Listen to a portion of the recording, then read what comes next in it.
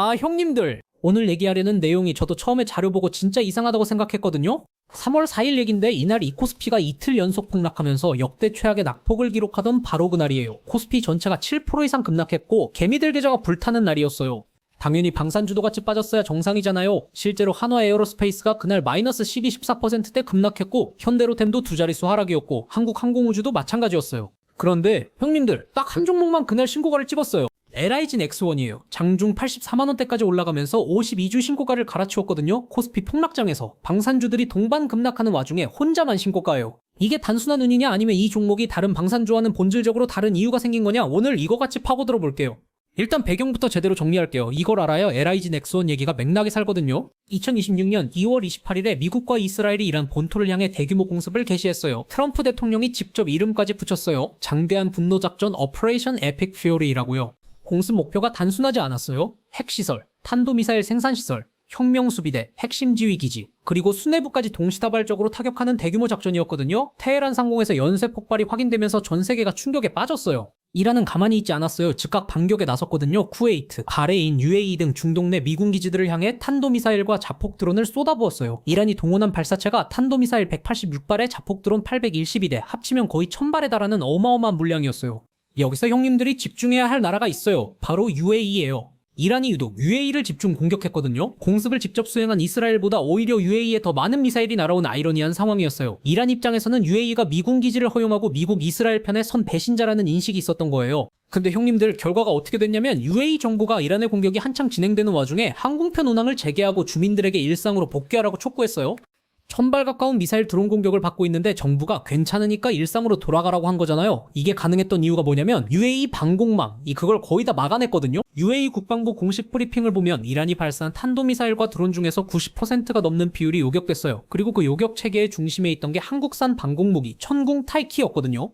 천궁 토하이 포대가 단일 체계 기준으로 90% 이상의 요격률을 기록했어요. 이게 얼마나 대단한 수치냐면 미국 패트리어트 시스템도 실전에서 이 수치를 항상 유지하는 건 아니에요. 실전 환경이 시험 발사보다 훨씬 복잡하고 변수가 많거든요. 그 상황에서 90% 이상을 찍어냈다는 거예요. 그리고 역사적으로 중요한 기록이 하나 세워진 거예요. 한국이 수출한 방산무기가 해외 교전 상황에서 실제로 적의 발사체를 격추한 사상 첫 번째 사례가 된 거거든요. 형님들, 방산무기 수출 시장에서 실전 검증이 갖는 의미가 어마어마해요. 무기를 살 때 바이어 나라들이 가장 중요하게 보는 게 실전 기록이거든요. 훈련에서 아무리 잘해도 실제 전쟁에서 써본 무기냐 아니냐가 계약 성사의 핵심 변수예요. 미국이 패트리어트를 수십 년간 전 세계에 팔 수 있었던 것도 1991년 걸프전에서 실전에 쓰였기 때문이에요. 천궁 투라이가 이제 그 선에 올라선 거예요. 그런데 이번 실전에서 드러난 게 하나 더 있어요. 서방 방공 체계의 구조적 한계가 노출됐거든요. 이란이 쏟아부은 샤헤드 머36 자폭 드론 한 대 가격이 2,900만원 수준이에요. 근데 미국 패트리어트 미사일 한 발 가격이 176억 원이에요. 드론 한 대를 잡는데 600배 비용이 드는 구조잖아요. 미국은 작년 6월에 이스라엘-이란 10일 전쟁에서 이미 패트리어트 재고의 25%를 소진했어요. 이번에 또 대규모 전쟁이 터지니까 패트리어트 공급 여력이 주변국에 충분히 돌아갈 상황이 아닌 거예요. 이 공백을 메울 수 있는 게 천궁 싸이예요. 패트리어트보다 가격 경쟁력이 높고 납기 속도가 빠르고 이번에 90% 이상 요격률까지 실전에서 증명됐으니까요. 천궁 파이 실전 성공 소식이 알려진 3월 3일에 방산주들이 일제히 폭등했어요. LIG 넥스원이 그날 플라이 28.88%였고 하나시스템이 플라이 25.53%였어요. 이날은 한화에어로스페이스도 현대로템도 한국항공우주도 다 같이 올라갔거든요. 시장이 이날 판단한 건 간단했어요. 전쟁이 났다, 방산 수요가 늘어난다, 방산주 다 사자는 단순한 테마 매수였거든요. 어느 회사의 어느 무기가 실제로 실적에 반영되는지까지 따지지 않은 거예요. 이게 방산주 투자에서 항상 반복되는 첫 번째 단계예요. 지정학 이슈 터지면 업종 전체로 테마 자금이 몰리거든요. 이 단계에서는 모든 방산주가 비슷하게 올라요. 그런데 여기서 중요한 게 있어요. 테마성 상승은 언제나 분리의 시간이 따라오거든요. 하루가 지난 3월 4일 더 구체적인 정보들이 쏟아져 나왔어요. 천궁 2위가 단일체계 기준 90% 이상 요격률을 기록했다는 UAE 국방부의 공식 수치가 나왔고 어느 무기가 어떤 역할을 했는지 구체적으로 알려지기 시작했거든요. 시장은 이 정보에 즉각 반응했어요. 그런데 반응의 방향이 달랐어요. 천궁 2이 시스템을 보면 유도탄 제작과 전체 시스템 통합을 담당하는 주관사가 LIG 넥스원이에요. 다기능 레이더를 만드는 게 한화 시스템이에요. 이 두 회사가 천궁 2이와 직접 연결된 기업이거든요.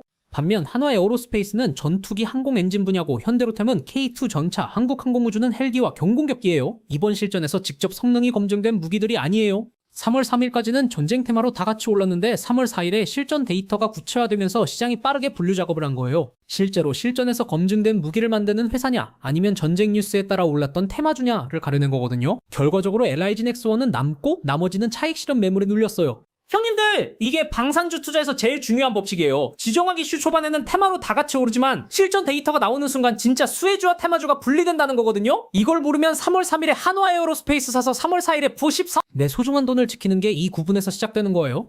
형님들이 제일 궁금한 게 이거잖아요. LIG 넥스원이 이번 실전으로 단기 테마만 탄 건지 아니면 뭔가 구조적으로 달라진 건지. 제가 보기엔 구조적으로 달라진 거예요. 이유를 설명할게요. 무기 수출 시장에는 실전 프리미엄이라는 게 있어요. 전쟁에서 실제로 써봤고 실제로 적 미사일을 막아낸 기록이 있는 무기는 계약 성사율이 완전히 달라지거든요. 1991년 걸프전에서 패트리어트가 이라크 스쿼드 미사일을 요격하는 장면이 CNN에 생중계됐어요. 그 이후에 패트리어트 수출 계약이 얼마나 늘어났는지 아세요? 그 방송 하나가 수십조 원짜리 마케팅이 됐거든요. 한국 다이가 지금 그 위치에 올라선 거예요.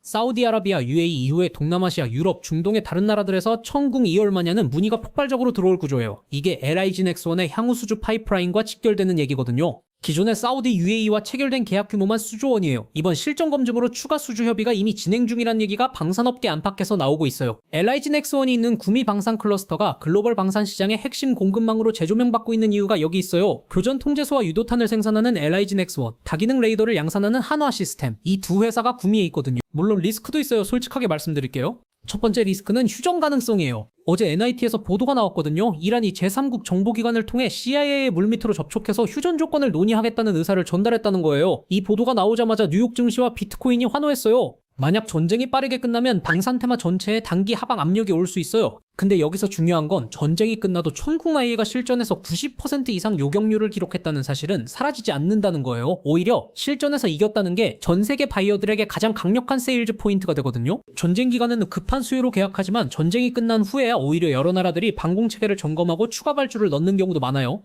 두 번째 리스크는 주가 선반영 문제예요. 3월 3일에 플러스 28.88%가 이미 나왔거든요. 지금 주가 수준이 실적 개선 속도보다 빨리 올라갔을 수 있어요. 수주 계약이 실제 매출로 잡히는 데는 수년이 걸릴 수 있는데 주가가 먼저 다 반영해버린 구조일 수 있다는 거예요. 세 번째는 경쟁 구도 리스크예요. 성공 실전 선곡으로 시장 주목도가 높아지면 미국의 LTAMDS, 이스라엘의 데이비드 슬링, 유럽 방산 업체들도 마케팅을 강화할 거거든요. 방산 수출 시장이 더 치열해질 수 있어요. 이 세 가지를 알고 투자하는 것과 모르고 투자하는 건 완전히 달라요.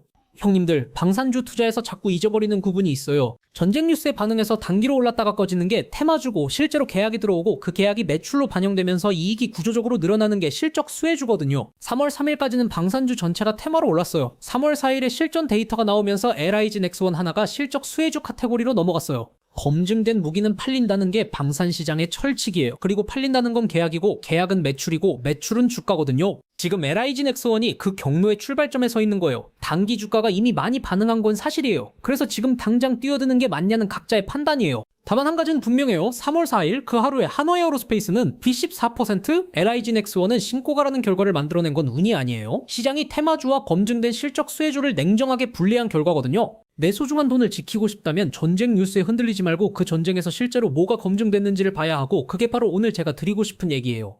오늘 얘기가 투자하시는데 조금이라도 도움이 됐으면 좋겠어요. 다음에 또 유용한 얘기 가져올게요. 안녕!